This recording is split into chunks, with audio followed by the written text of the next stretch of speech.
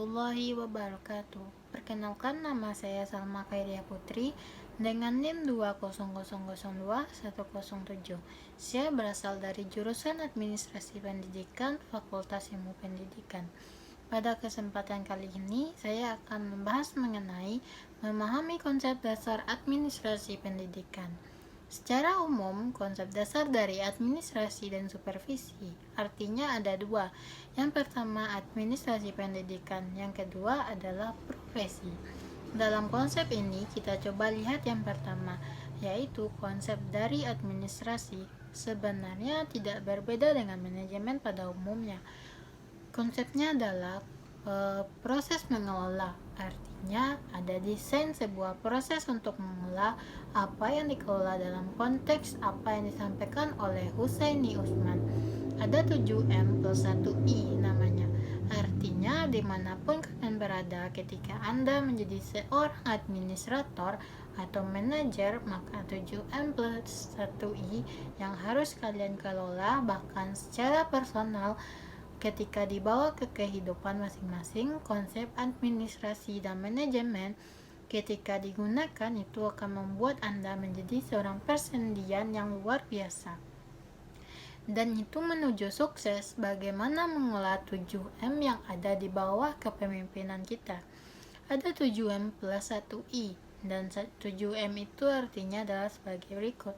Yang pertama, man, ialah sebuah lembaga, sebuah organisasi dimanapun berada, dan kalau Anda sebagai adalah calon pendidik, artinya akan ada satu saat akan ditakdirkan menjadi pengelola pendidikan. Contohnya, apakah jadi kepala sekolah, apakah jadi manajer pendidikan, sehingga mau tidak mau manusia yang ada di situ perlu dikelola sedemikian rupa.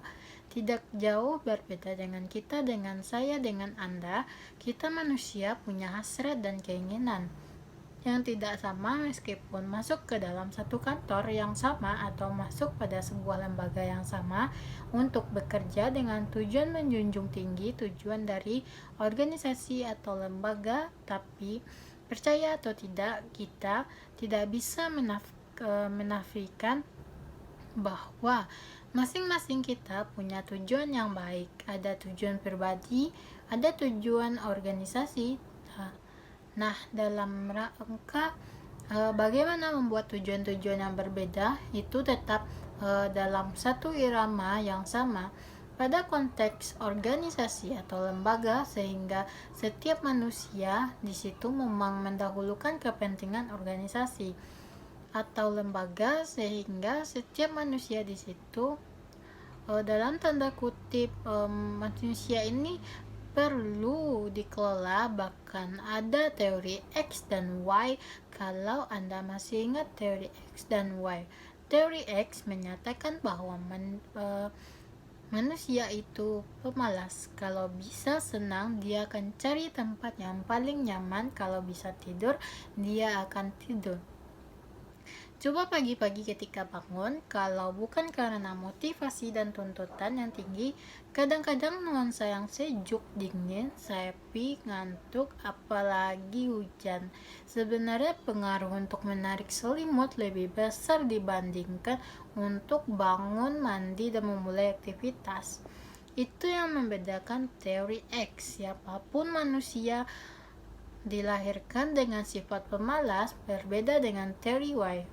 Mengartikan bahwa meskipun malas, manusia itu punya motivasi dalam dirinya masing-masing. Karena inilah yang diangkat bahwa seseorang membedakan seseorang dengan orang lain adalah terletak seberapa tinggi dan seberapa besar motivasinya untuk menjadi lebih baik dalam kondisi yang berbeda itulah. Maka manusia punya konsep yang tidak sama. Ini harus dikelola sedemikian rupa. Yang kedua, money. Ini sangat sensitif dan harus sangat dikelola. Dan ini kita akan bicara nanti dalam satu pertemuan khusus namanya administrasi keuangan. Bagaimana 1 rupiah saja itu mesti dilaporkan, mesti mampu dipertanggungjawabkan secara baik apabila keuangan kita manfaatkan itu bukan uang pribadi, tapi adalah uang lembaga atau organisasi, atau uang negara, uang dengan kepentingan banyak orang, dan uang inilah yang membuat seseorang kadang-kadang bisa berubah orientasi jadi harus sumber korupsi. Terbesar sumber yang membuat seseorang yang baik menjadi buruk adalah karena uang, jadi ini harus dikelola. Ketiga, ada metode, ada marketing. Ini akan kita bicarakan jauh lebih banyak nanti. Ada material, ada waktu, plus 1I. Inilah yang disebut dengan informasi, dan tidak satu pun di antara 7M plus 1I tidak membutuhkan pengelolaan. Kalau tidak dikelola secara benar, secara baik, inilah yang akan pelan-pelan menjadi pewaktu bagi sebuah lembaga atau organisasi, termasuk lembaga pendidikan, satuan pendidikan, dan menjadi sumber persoalan dan permasalahan tujuannya. Untuk apa? Untuk mencapai efektivitas dan efisien, artinya adalah setiap 7M plus 1I ini ketika dikelola, maksudnya adalah agar segala sumber daya itu menjadi efektif penggunaannya dan efisien pemanfaatannya, sehingga memudahkan untuk membantu pimpinan, membantu administrator atau manajer dalam mencapai tujuan. Kalau pendidikan berarti administrator pendidikan dalam rangka mencapai tujuan lembaga satuan pendidikan. Begitu juga dengan di organisasi atau lembaga manapun, termasuk pribadi. Kalau Anda adalah seorang pribadi yang ingin tampil sukses, ketika 7 ini sebenarnya ada dalam diri Anda, ada di sekitar Anda, dan harus mampu memanfaatkan dan mengelolanya dengan baik sehingga semuanya memberikan dampak positif, bukan jadi bumerang yang akan menghancurkan Anda suatu saat kelak. Ini dalam konsep administrasi. Kalau dalam konteks bahasa, bisa Anda temukan di berbagai buku, berbagai sumber, sebagai berbagai jurnal dan artikel. Kata dasarnya yang artinya melayani, membantu, memenuhi, artinya kalau bekerja sebagai administrasi, orangnya disebut administrator. Ya, tugasnya pasti untuk melayani, pasti untuk membantu, pasti untuk memenuhi kebutuhan. Kita menyebutnya administrator, ujungnya adalah pelayanan. Yang dimaksud adalah pelayanan prima, tidak sekedar pemenuhan kewajiban. Dalam tanda kutip, ini menjadi persoalan kita, cenderung hanya melakukan dan memenuhi kewajiban sekali. Ya udah selesai, pada roda tuntutan terbesar memberikan pelayanan prima, pelayanan tertinggi yang menjadi sumber dari kepuasan customer. Administrasi itu terkait dengan setting. Itu dianggap sebagai ilmu dan seni mengolah 7 tadi. Kalau tidak ada seninya, semua menjadi kacau karena perlu sentuhan seni itu indah, menyenangkan. Maka pengelolaan adalah proses seni dalam mengelola segala sumber daya sehingga semuanya menjadi menyenangkan, semuanya menjadi indah, semuanya menjadi tentara. Nah, untuk kalian yang barangkali masih baru mengenal istilah manajemen atau administrasi pendidikan, barangkali ada satu titik yang harus dipikirkan, bahwa administrasi dalam konteks pendidikan amat sangat berbeda. Dalam tanda kutip, administrasi yang seringkali muncul dalam konteks kehidupan kita sehari-hari, yaitu misal ketika Anda pergi ke rumah sakit, misalnya Anda minta izin untuk menjenguk yang sakit, kata si suster atau bagian front office-nya, oke, ibu silakan diurus bagian ke bagian administrasi dulu.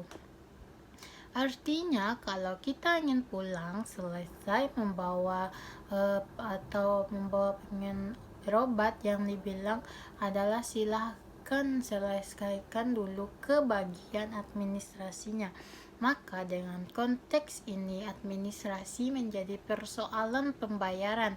Sebenarnya itu yang kesalahan fatal. Atau kalau ke kantor kita berkunjung, pasti ada pertanyaan, ibu sudah ada janji, bapak sudah ada janji, silahkan kalau begitu silahkan ke bagian administrasinya terlebih dahulu. Artinya bagian pencatatan, makanya masih diingat bahwa apa yang Anda peroleh, yang Anda dengarkan di luar terkait dengan konsep itu sama sekali berbeda dengan konsep administrasi atau manajemen. Diikat sekarang muncul pemikiran dan dari Anda ada istilah administrasi, ada istilah manajemen, sama gak sih? Pada konteks secara umum kita menganggap ini sama, makanya muncul jurusan atau prodi administrasi atau garis miring manajemen pendidikan. Tapi kalau ditelusuri lebih jauh, ini dua konsep yang sebenarnya ada bedanya. Administrasi itu orientasinya adalah non-profit, ini dia non-profit oriented, artinya dia tidak mencari keuntungan orang-orang yang bekerja sebagai administrator pendidikan. Khususnya fungsi utama orientasinya bukan orientasi profit, sementara manajemen orientasinya utamanya adalah profit oriented, kerjanya adalah mencari keuntungan. Maka muncul istilah administrasi itu adalah administrator, kalau manajemen adalah manajer. Administrator itu sama dengan leader. Kalau manajer, dalam manajemen ada istilah manajer atau kita menyebutnya bos. Ini yang manajemen tadi dan profit oriented, kerjanya apa? Memerintah, berkuasa, menciptakan rasa takut yang diciptakan supaya anggota dan bawahannya mau dia melakukan tugas sesuai dengan perintah. Cenderung berkata, saya suka menyalahkan, tahu caranya karena jelas SOP-nya harus benar. Menggunakan orang menasihati berkata go atau pergi karena perintah menjadi sangat banyak. Itu untuk manajer, karena bos itu tujuannya adalah bagaimana tujuan tercapainya, bagaimana keuntungan meningkatkan, bagaimana tidak rugi akan berbeda dengan administrator atau kita menyebutnya leader atau pimpinan. Beda jauh kerjanya, bukan memerintah, tapi melatih niatnya, bukan untuk berkuasa, tapi niat baik mengembangkan diri, mengembangkan orientasi, mengembangkan organisasi, juga memikirkan kepentingan orang-orang yang dipimpinnya. Dia menciptakan kebanggaan bukan untuk dirinya, melainkan untuk lembaga dan untuk semua orang yang ada di bawah kepemimpinannya. Dia tidak berkata saya, tapi berkata kita. Kita berbuat baik adalah untuk kemajuan kita. Hampir tidak pernah yang namanya leader berkata bahwa semua kesuksesan ini karena saya. Beda dengan manajer, berbeda dengan bos tadi. Ya, kalau leader, keberhasilan ini adalah karya kita bersama. Jadi sekarang pilihannya adalah Anda mau menjadi manajer, jadi bos, atau jadi leader. Sekarang kita membahas apa tujuan dan manfaat dari administrasi pendidikan. Pertama, kalau untuk administrasi pendidikan, pasti tujuan akhirnya adalah terwujudnya proses belajar mengajar yang bermakna meskipun virtual kali ini. Saya membagikan saat menyampaikan video lewat media sosial tanpa sentuhan langsung, tanpa kedekatan emosional saya di depan Anda, tapi sebenarnya ini bisa dibangun sentuhan lewat ruang virtual, kedekatan emosional Anda dan tahu tentang makna dan konsep ini. Yang kedua, Anda sebagai peserta didik dituntut aktif. Untuk apa? Mengembangkan diri. Kalau tetap mengembangkan diri akan di-share bersama-sama antara Anda dengan saya. sebagai peserta didiknya.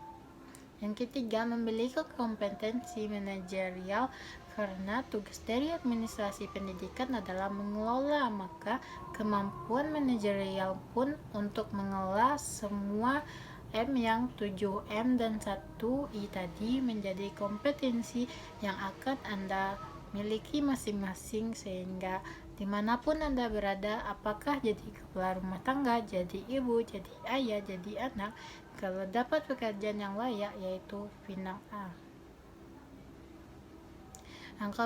Yang keempat, untuk mencapai tujuan pendidikan secara efektif dan efisien, yang teratasi dalam konsep ini adalah masalah mutu pendidikan, karena terkelola semua SDM itu sumber daya yang ada, maka pelan tapi pasti mutu pendidikan bisa digarap dan dibenahi.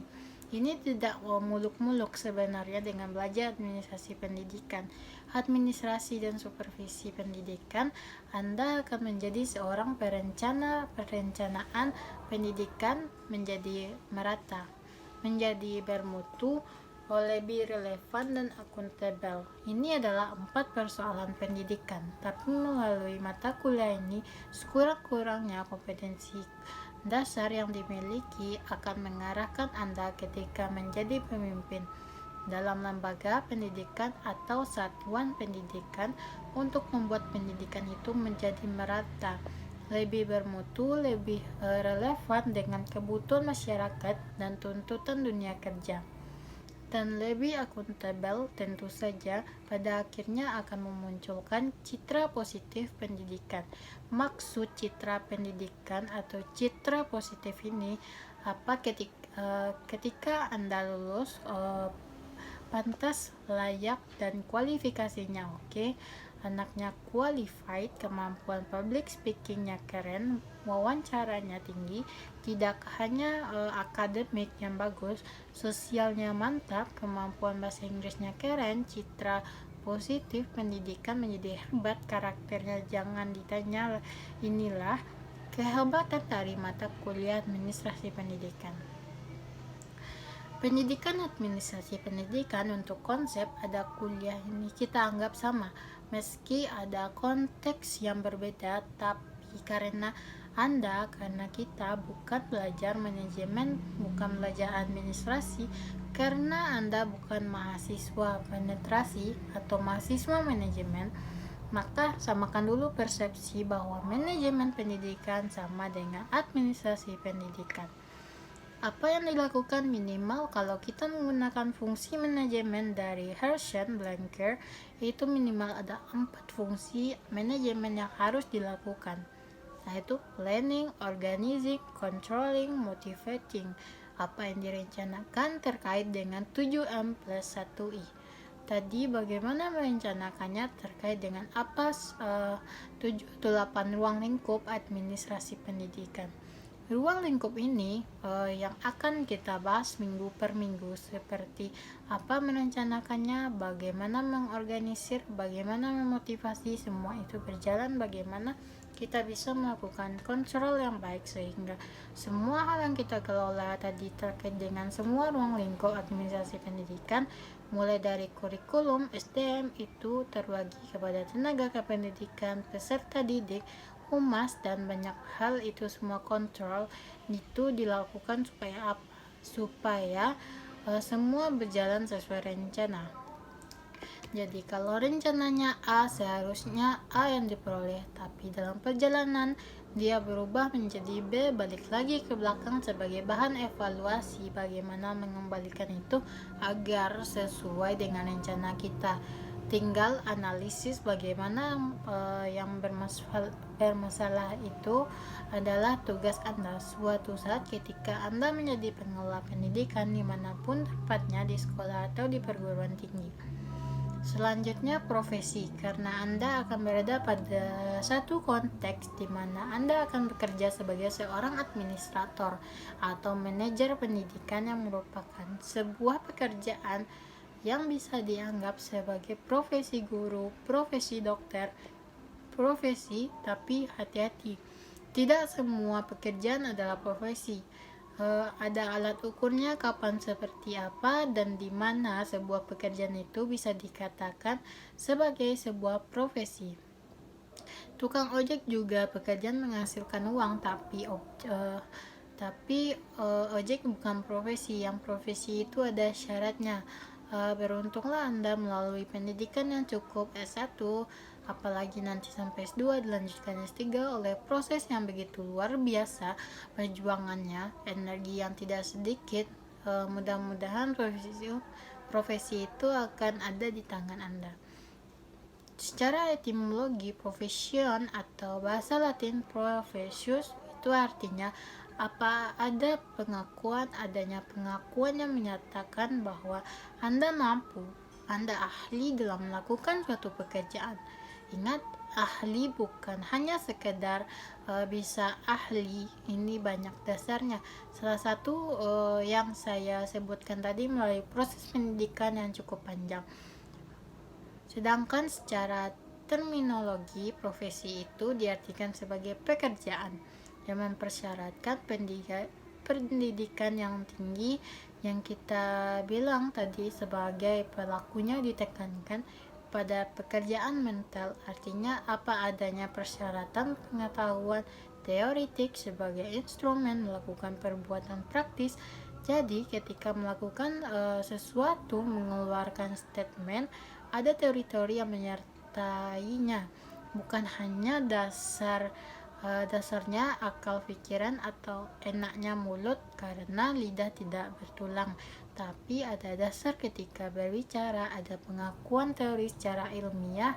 Makanya pendidikan yang panjang menjadi alasan pertama sebuah pekerjaan bisa dikatakan layak atau tidaknya disebut sebagai sebuah profesi. Profesi itu adalah sebuah pekerjaan betul yang ada dalam melaksanakan tugasnya, memerlukan bahkan menuntut yang kita sebut keahlian. Ada teknik-teknik khusus yang ada di dedikasi yang tinggi. Dan kuncinya bukan sekedar itu, didapatkan melalui pendidikan satu melalui pelatihan khusus dalam waktu yang mana lama. S1 hanya perlu waktu beberapa tahun, paling cepat 3,5 tahun. Mau naik ke lantai 10 misalnya, yang ada cuman tangga doang untuk sampai ke sana. Siapa yang lebih dulu beda, setiap Anda akan berbeda tergantung memiliki motivasi Anda, memiliki kerja keras yang anggap punya. Jadi tidak hanya bisa ngomong, tidak hanya omdo, istilah sekarang ngomong doang, tapi membuktikan langkah demi langkah walaupun pelan. Anda lakukan terus walaupun letih, keringat keluar, masalah banyak, air mata, dedikasi perjuangan. Ingat, setiap perjuangan yang akan sampai ke tahap hasil yang manis, maka Anda akan sampai ke lantai tertinggi yang kita maksudkan. Semakin besar usaha Anda, semakin cepat Anda sampai. Maka siapa yang selesai 3,5 tahun atau 4, Anda punya usaha yang luar biasa.